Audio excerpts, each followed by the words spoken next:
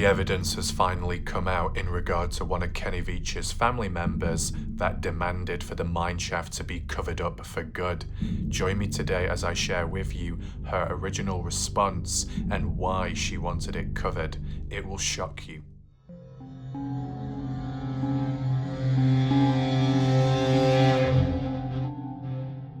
Hi there, welcome to the latest breaking news in the Kenny Veach M-Cave case. Today, I'm going to be sharing with you an important clip by Driven X Adventures. Credit to him, who in recent time, dating back, I believe the 10th of November 2025, in preparation for his live stream and acknowledging the anniversary of Kenny Veach, stumbled upon the mineshaft, which was well and truly covered up. He did mention about doing a follow-up video, as in a live stream, talking about extra details. That never came about because he pressed the wrong buttons and it didn't work.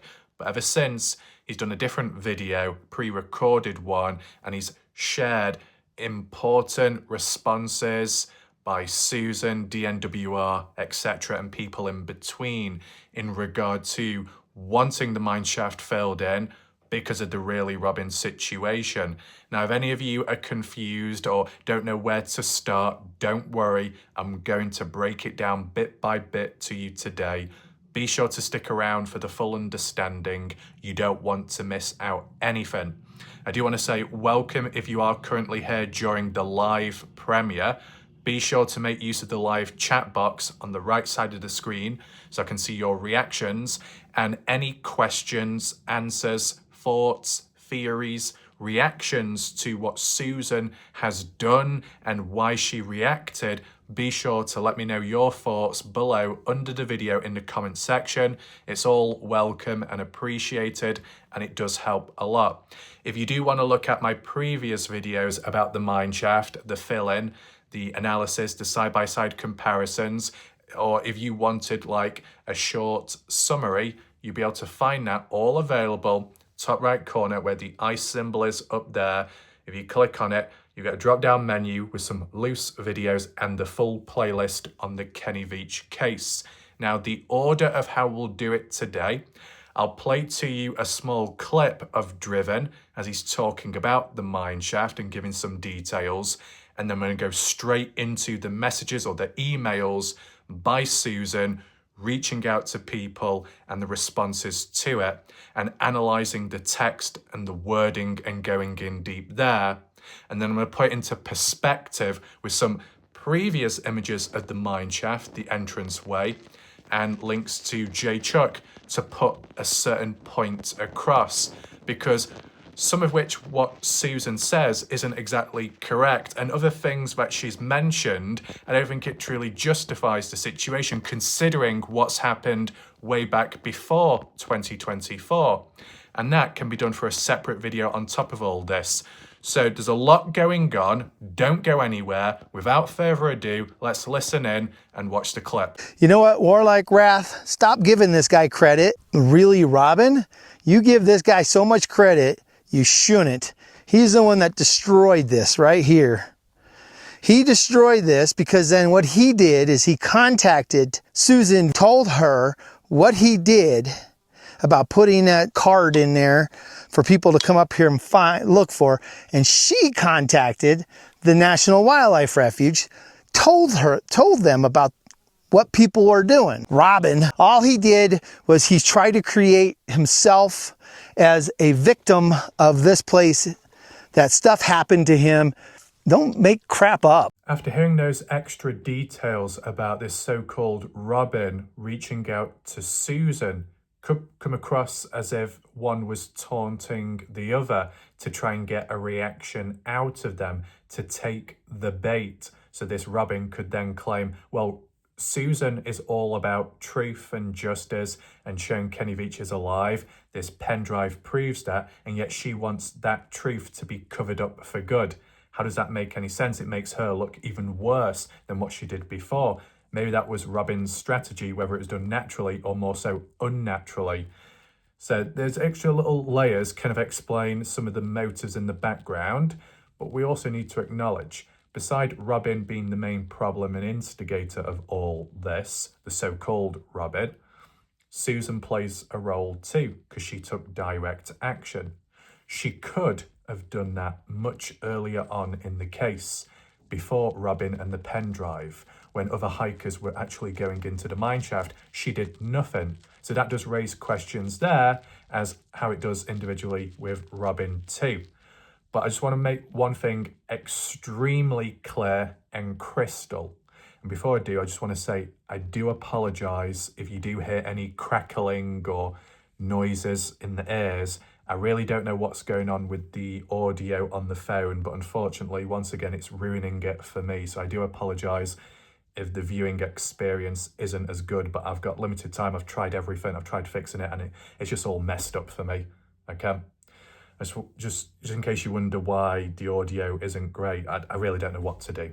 Okay? But put that aside for a second. Hopefully this is made crystal clear, and hopefully no viewers get the wrong end of the stick as to what SB was as to what Driven X Adventures was getting at, as in, Raf, don't be giving credit to this Robin.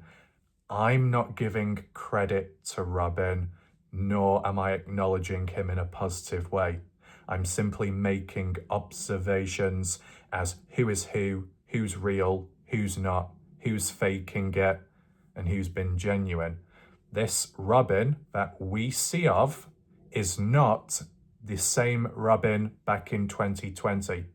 I don't know if you know that, Driven X Adventures, but back in 2020, really Robin did exist and have a channel with over 10,000 subscribers, and his real name was known as Robin Albatross. And then over time, it was a strange mystery itself, right? Put it that way. It's documented on my channel. But they deleted their YouTube channel and they disappeared. A few years later, this Robin, what we're seeing, made an appearance claiming to be the original Robin, but they are an impersonation account. People fell for it in the past. Jeff Clark was a little bit on the fence about it, whether it was real or not. Atari was hoping for the best, that it was the return of the original Robin. But from the get-go, I was saying it's probably a fake. It's not the real person. I can tell by their behavior, attitude, how they type and word things, their tone, etc. And look where we are now. Exactly. So what I do from now on is, even when coming across the fakes, or when a person claims to have this or that or done this and that, I do my videos spreading the awareness so people don't fall for it. The awareness helps people in who to trust and who not to. So it's not all about giving credit to someone, it's more so spreading awareness driven. Hopefully you understand it from that point of view. But beside that aspect, what we do need to acknowledge and look into is directly what you saw flash on screen a little bit before in that clip, as in Susan's response, what she had to say, and the people that responded back to her. Let's read it now and analyse. So, Susan said, "Hi Garrett, my name is Susan Veach. I'm not sure if you are familiar with the story of the missing hiker Kenny Veach. He told everyone he had found an M-shaped cave and his body began vibrating when he entered." What I will do is I'm going to analyse it as we go along. Now, yeah, Kenny did say as he got closer, the vibrations became more apparent. But did he actually enter the cave? Well, Kenny did contradict himself. How he worded it originally was as he entered, and then after, in the next sentence, he said the closer he got to the entrance. If you've already entered it, how can you be getting closer to the entrance? So, did he really go inside of the M cave? That's unknown of, but he felt vibrations. Susan said, Kenny left, ran away basically, and later went searching for the M cave again and was never heard from. Well, clearly Susan has deeply missed out on what happened in October of 2014, 1 month before he went out a final time. In October, Kenny went out to try and record and re-find it, but was unsuccessful. And then he tried one last time, which was November 10th. and that's when he was never seen again. So I'm surprised Susan worded it the way she did. Nevertheless, as of November 10th onwards, Kenny's phone was found by an abandoned mine. Right, it's not an abandoned mine, it's a mine shaft. Normally, a mine would be considered as a horizontal opening, entranceway, like on the side of a mountain. A mine shaft is more of a deep vertical entrance and drop. So we need to get that very clear. Considering that Susan wants it to be filled in, you talk about a mine is different to a mine shaft. You need to get that right. She doesn't actually give the date as to when the phone was found, but maybe that doesn't really matter here. What matters is the location. She said, beside that, the tracks stopped there. Why does she call it tracks? You should say trail or descent. If you're talking about tracks, that kind of implies something more visual, as in footprints, markings on the ground. But there was never no mention of that, so I don't know why Susan worded it that way. She said, search and rescue also lowered a camera into the mine and found nothing. Since then, Kenny Veach has become an urban legend in Nevada. Google him and you will see that he has thousands upon thousands of followers and hundreds of videos made, including a documentary from CNN. You had the documentary HLN too, unless it's the same thing. Now, yeah, there are hundreds of videos out there on YouTube and about 500 plus of them are mine. But there are other YouTubers, of course, bigger channels and bigger videos. Susan said, Kenny has such a cult following that many hikers and spelunkers have gone into the mine shaft and made shrines to him and even left food. There are numerous... Oh, with the eye roll emoji. Yeah, that's definitely professional to be using some kind of eye roll emoji, like, oh, please, when you're trying to have a formal conversation with someone.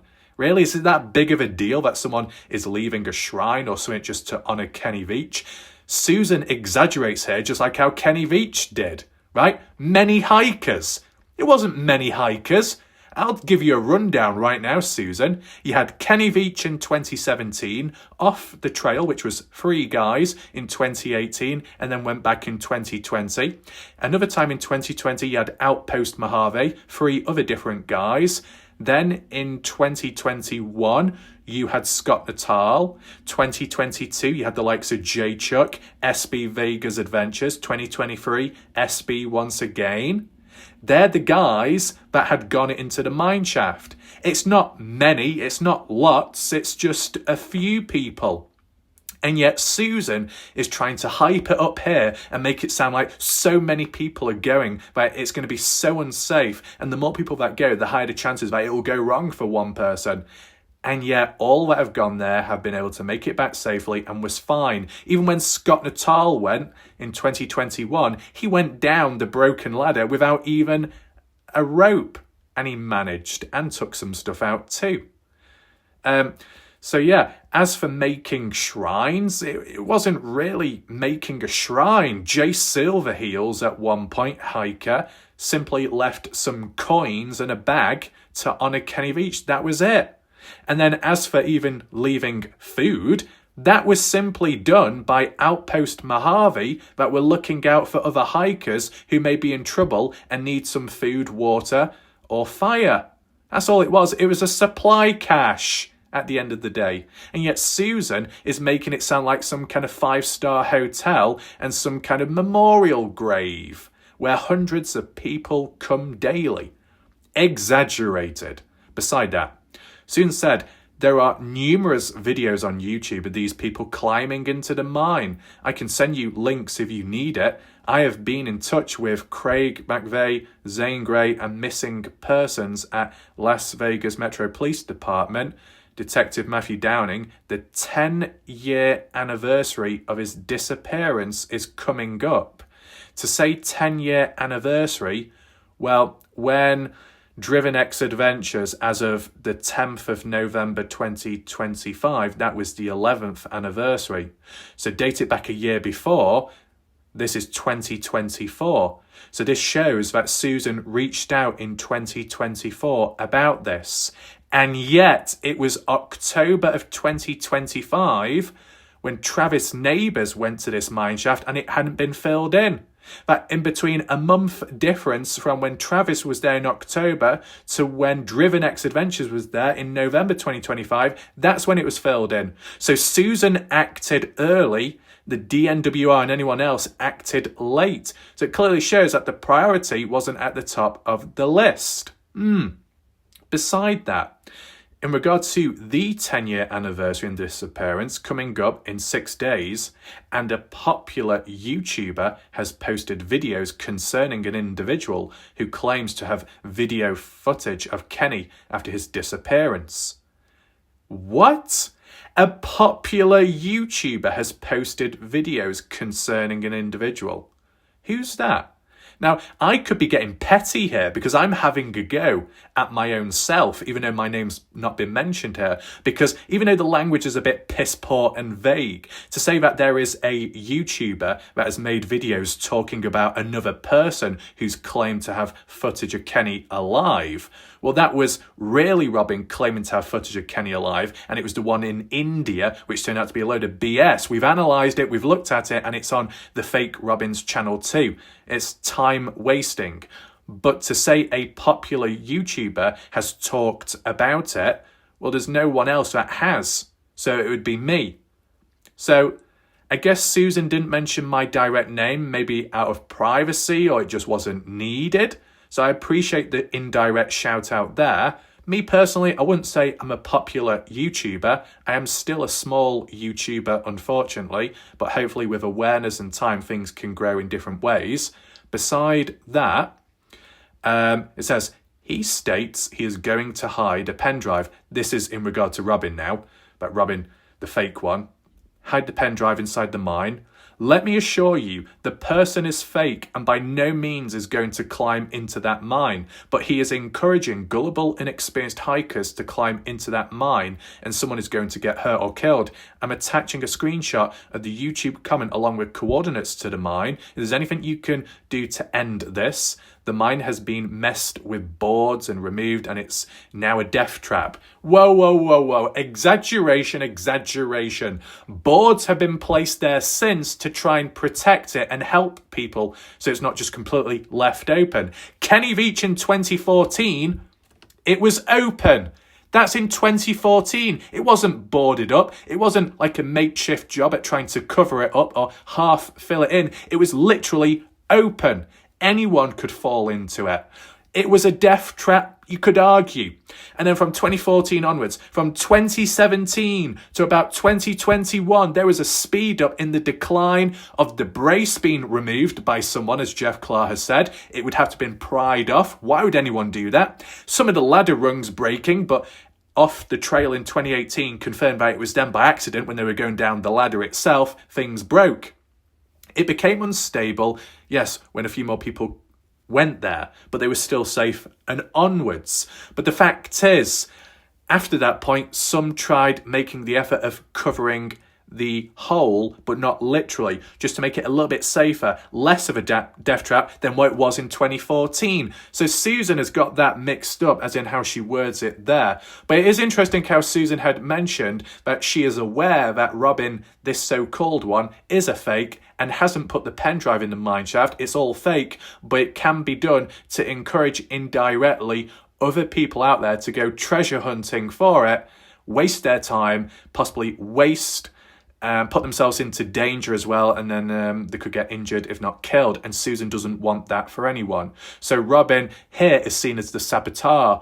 Robin is seen here as the one trying to endanger other people's lives, but Robin himself would tell you, the fake one, no, I'm not doing it for that reason. Look at Susan, look at how she's reacting. She wants it filled in, so she wants to cover up the truth. And then Susan will say, no, because the pen drive's not there in the first place. All Robin's trying to do is get people to go on a wild goose chase and risk their lives for nothing. So you can see it from both perspectives. It's a messy situation. But one thing for certain, how Susan describes some of this is either exaggerated or incorrect. Now, moving on to the next slide. It's just a little bit further down because it couldn't all be fit on the screen, basically. So yeah, so it's more so towards the bottom. By no means going to climb into the mine shaft, but he's encouraging gullible and inexperienced hikers to climb into that mine, and someone is going to get hurt or killed. I am attaching screenshots of the YouTube comment along with coordinates. The mine has been messed up with boards. Right, okay. So most of it does fit on, but there was bits that didn't quite. And then in response, a person called Garrett, from Garrett, to Susan, and CC was someone called Sean Darby. And I just blanked a bit of the name because I don't know if YouTube's sensitive or not. And the date is November 5th, 2024 at 11:16 a.m. So this shows as proof that a year ago or so, Susan took direct action. But as for the date, November 5th, really, Robin posted his YouTube video, I think the 14th or the 10th of November. So this goes to prove and show that for Susan to know about it before the video was posted, as like what Driven said, Robin reached out, the fake Robin, reached out to Susan in the background before making the YouTube video public. Right. Now, Garrett here says, "Hi Susan, thank you for reaching out to us with this information. Do you happen to know the general location of this mine shaft? Or could you provide the link to the video? It is possible we could expedite a closure project on this site. It would still likely take several weeks, but I would try to work with the BLM on getting an expedited approval. I agree that these people on YouTube are a big problem for our program. And very likely lead many gullible and inexperienced people to these dangerous sites. We'll do what we can to find a site and close it." So you can see the backstory there. And when it talks about these YouTubers or people on YouTube are a big problem, they're referring specifically to the likes of Really Robin that makes these claims to indirectly encourage people to go out there. It's like random Nautica. It can lead you into danger by the hands of others and generating coordinates, etc. Risky game to play. But look, they said it would likely take several weeks, and that's from November 5th onwards. It was November 10th, 2025, almost like a year later, when Driven noticed what's happened to the mine shaft, and yet 1 month before that, it was still open. So it's only happened within the last month, the fill-in, after a year of delays and waiting. Really interesting that. You got a photo here of J Chuck back in 2022. Just to show you some images, as in when it was boarded up but not completely filled in. And that was done by fellow hikers. You can see the surrounding landscape, really good quality by J Chuck as of back then. Just a still photo. You can see the planks of wood where things were once at, no longer. Try and zoom in. There's no hole whatsoever there because there's loose planks going across. Loose bits of wood on the right there, which no longer are anymore. Debris may have been thrown in. I believe back there is the supply cache, or was to be the supply cache a few years onwards, when in, I think, 2024, early January, J Chuck first came across it, caught it on camera. And then you got I think people call it the back of the mine shaft or the front. Can't remember which way around people refer to it as.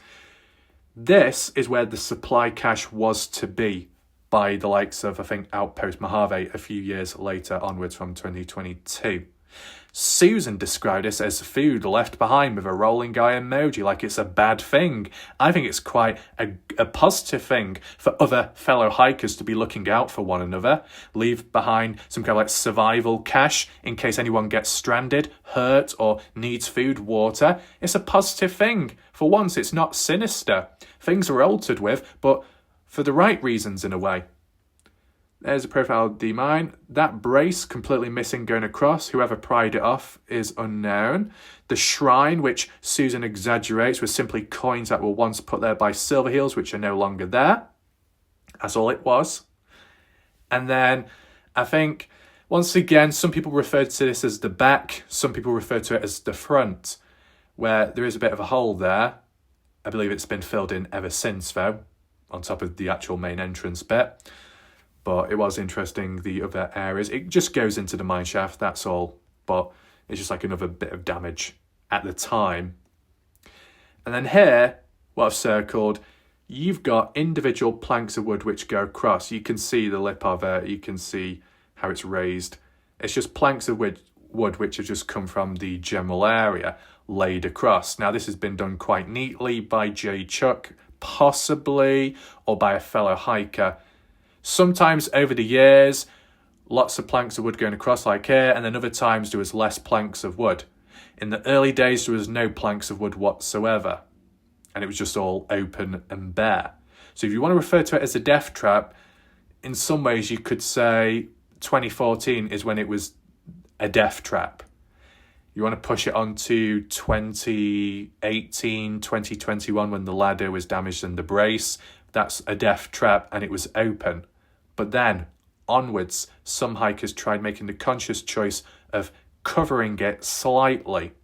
Now, when it's completely covered, it creates an image of a false floor.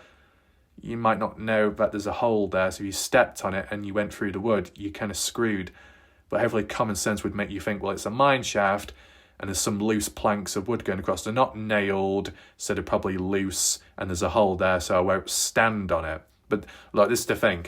There's been other times where there's been less planks of wood and gaps in between, so you can clearly see there's a hole there, there's a drop, and there's a danger, so you'll avoid it, but you can at least see that there's been a bit of an effort to try and cover it within reason. But doesn't filling it in completely make it so much easier and safer? For a certain length of time, yes, but not guaranteed for the future. I can do a separate video on that. Like, you can see the loose planks of wood, not nailed in or anything like that, just draped across. That's it. It's just so you can see it at a different point. The shrine, hopefully it shows on screen. I think that's the pouch by Silver Hills. There was some coins, but they don't seem to be there at that point. But J. Silver Hills did leave it behind. But it's not like a massive shrine, as what Susan says. Exaggeration. Let's make that clear. This was another time in 2022. Then it was the same month when J. Chuck was out there, and it was at night. So you get a different perspective. You see there, the opening, it's not as big looking there, but I don't think there's as many boards, if not any, going across. So you can see what it looks like when it was opened, and then when it's completely closed. Just done by hikers themselves. But look, you're out in the dark for some reason, if you were, and you're at the mineshaft. Yeah, it's dangerous, of course. But if you got lighting, you should be able to see, as you see here. But if you didn't have lighting, yeah, you could fall into it. But really, that could happen anywhere. See, what you got to understand is there are times and moments where for the general public or for the common sense people that aren't reckless, they know the dangers, they know what to do and what not to do. And when you get the odd few reckless people that may end up injuring or hurting themselves, it ruins it for everybody else, because then action is taken to prevent any issues, to prevent the so-called program from being tarnished or in for questioning, that things like that shouldn't go unsafe. They should be adjusted or seen to. Like when you get canals in a city, they're nice to walk by and they can be peaceful. A majority of the public will enjoy and follow accordingly and act sensibly. But then when you get the odd few pissheads late at night who end up walking down and then falling in, stumbling or tripping or messing about, and they drown in the water and die, as bad as it is, down to recklessness, and they just shouldn't be there or going down there. It ruins it for everybody else, because then it's closed off the canal or it's fenced off, so then normal people during the daytime can't explore, can't go near, all because of the minority that were reckless and ruined it for everybody else. Kind of like how, indirectly, Robin and his recklessness and big gob has ruined it for everybody else that simply wants to explore safely, even if Susan doesn't believe people do it safely. You know? It's a shame. It is. This one was May 2025. And as you see there, once again, it's opened because people come and go since and in between and moved the boards. So in 2022, when J. Chuck was there, it was completely boarded, but not nailed. And that was probably done by hikers. And then years on, people coming and going, here and there, the boards removed, placed aside so someone could get in, and then come back out and then put a couple of boards across once again. It just shows an evolution of how people come and go and how they leave it compared to how it was once at. But, you know, a few boards and a few planks is safer than it being completely open. Because at least you can gauge that, yes, there's a hole, and yes, there's some planks going across, but it's not 100% safe proof. Got to be cautious around here. If it's completely open, well, you should still be careful, if not more, but depending on the lighting, the timing, and how reckless people can be, the more open it is, the more chances you're going to fall into it. The more covered up it is, and if it's like a false wall, the more likely you might be encouraged to get closer and inevitably fall through it. If it's in between, as in there's a hole and it's half covered, you can see that and you can measure and gauge it. It's like the best of both worlds. At the end of the day, it should have been left natural and left how it was. Because people that actually go out there, it's a demanding, dangerous task to even set out there in the first place. And the ones that tend to go out there, they have a reason, a purpose, a motive, experience, and determination, and they take safety serious, unlike Kenny Veach. You know, it's not just being deployed at the mineshaft and then being in danger. It's about covering the 3 to 4 hours on foot just to get to the mineshaft, which is just as dangerous. Things can go wrong in between, and you don't see that being closed off. Well, there was that attempt by military in the past. Hopefully that analysis and the photos made sense, as in, you know, what can be deemed as completely a death trap, and then what's deemed as a false safe space, which turns out to be a death trap, and then the in-between of noticing danger, but also noticing a conscious effort in trying to protect people in the surrounding area. And whilst Susan's comments about the mineshaft and why people go there could be deemed negative, and then you look at the original person that's to blame for it all, as in Robin, and him initiating it all off and kind of taunting Susan to get a reaction. At the end of the day, what is ultimately forgotten is put aside rogue hikers and put aside some online that are dodgy, like the so-called fake Robin, is you do have a collective group of individual hikers and so that go out there and help one another, as in saying they've been there, they've made it back safe, it's all a-okay. Communication goes a long way. Mapping things out, marking stuff off the list, doing map analysis, providing little maps, bullet points and all that on their own channels at times, documenting their own hikes so people can look at one another and compliment one another and see stuff which other people didn't see and vice versa. And then also like what we see with the makeshift supply cache, some moving the boards and adding to over time. Hikers looking out for one another, trying to help one another for a future hike and upcoming hike for anyone that comes here next time round. You know, we've looked previously at the negatives, the darkness, but you might get rogue hikers and mystery unknown people going out there, adjusting the environment, making it a death trap, making it worse for people. That's always possible. But then there's other hikers along the way, the good people, the ones that document their hikes, make their presence known, upload photos or videos, and they help one another in different ways. So there is still that to this darkness and mystery. And Susan doesn't seem to acknowledge that aspect. I still think the timing of it all is a little strange, because if Susan believes that it's a death trap and it's dangerous, well then action should have been taken as soon as possible and not at the latest when Robin directly told her what he was going to do next. Because let's just say he did what he did. Well, have there been any takers? No. From what we know of, no one's gone out there since or gone in, to our knowledge. So it wasn't a big attractive factor to get people to go out there. The original factor is Kenny in the mineshaft, yes or no? Search and rescue said he wasn't, but they only used a camera and that was all. It wasn't enough. Hikers weren't satisfied, so they made the decision to individually go out and check for themselves. And then the possibilities from there on then with other mysteries as well, Crystal Skull, fill-in, tunnel networks, etc. It's not the complete end of the world. You never know in the future if anyone does try digging it up or opening an entrance, depends how hardcore and determined people are, or if it encourages some to try and seek other mines, entranceways elsewhere, and either tunnel networks which go on further afar to find the other end. Who knows what will happen next, but just wanted to give you this little update with credit to Driven X Adventures, but also just with the screenshots and stuff, as in the responses, the attitudes, the behavior, and showing the date as when action was taken or when people started inquiring about it. You can see it was earlier on, but the length of time it took to actually take direct action and fill it in was much later. So it wasn't high priority, even if it was a serious thing. Not high priority. What were they doing in between that? Were they stalling? Were they waiting for permission? Were they busy with other projects? who knows? But be sure to drop your comments down below. Let me know, do you think it was the right thing? Do you think it wasn't? Etc. We'll see what happens next. But for now, my name's Warlike Ref. Thanks for watching. Goodbye. Good night for now.